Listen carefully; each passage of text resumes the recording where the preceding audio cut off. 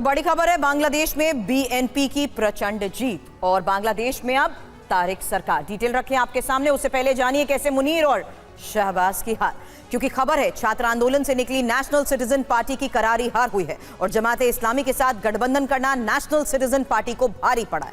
जमात भी अपने पुराने विवादों और छवि के कारण पिछड़ता चला गया, जबकि जमात इस्लामी के नेतृत्व वाली 11 पार्टीज की कई सीटों पर जमानत जब्त हो गई। अब पूर्व पीएम खालिदा जिया के बेटे और बीएनपी अध्यक्ष तारिक रहमान का प्रधानमंत्री बनना लगभग तय है। अब बड़ी बात यह है कि कट्टरपंथी जमात ने बीएनपी की जीत पर सवाल भी उठा दिए हैं। जमात इस्लामी के प्रमुख शफीकुर रहमान ने आरोप लगा दिया है कि नतीजों में हेराफेरी हुई है। शहबाज और मुनीर के इशारे पर शफीकुर रहमान नतीजों पर गंभीर सवाल उठा रहे हैं। करारी हार की वजह से कट्टरपंथी जमात अब बुरी तरह से बौखला गई।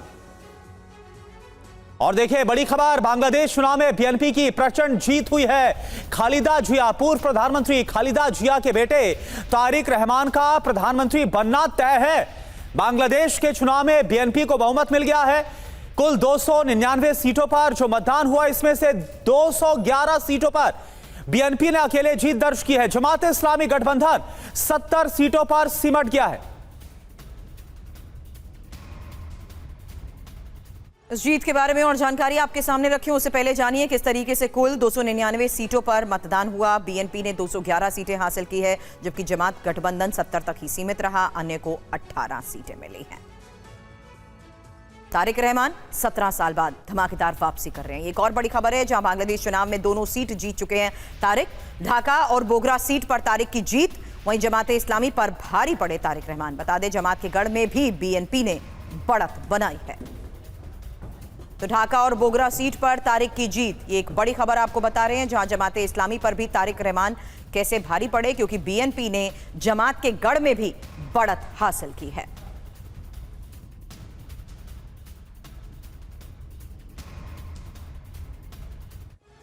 अब सबसे बड़ा सवाल यह है कि क्या बीएनपी की जो जीत हुई है, तारिक रहमान की जीत का मतलब क्या भारत को फायदा है?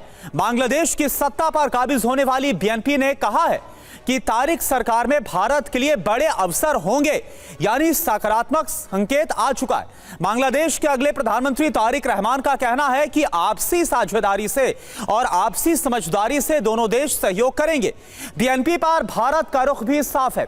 खालिदा जिया के निधन पर प्रधानमंत्री मोदी ने शोक संदेश भेजा था। बीएनपी के रुख में बदलाव आ गया है। अब खुद को उदारवादी पार्टी के तौर पर दिखाया है, जो भारत के लिए काफी बेहतर संकेत है। बीएनपी सरकार के अब मायने आप समझिए। भारत बांग्लादेश के संबंधों में अब संतुलन आएगा। दोनों देशों के रिश्ते सुधरने की संभावना है, जो 2024 के बाद से ही लगातार खराब हो रहे थे। अब देखिए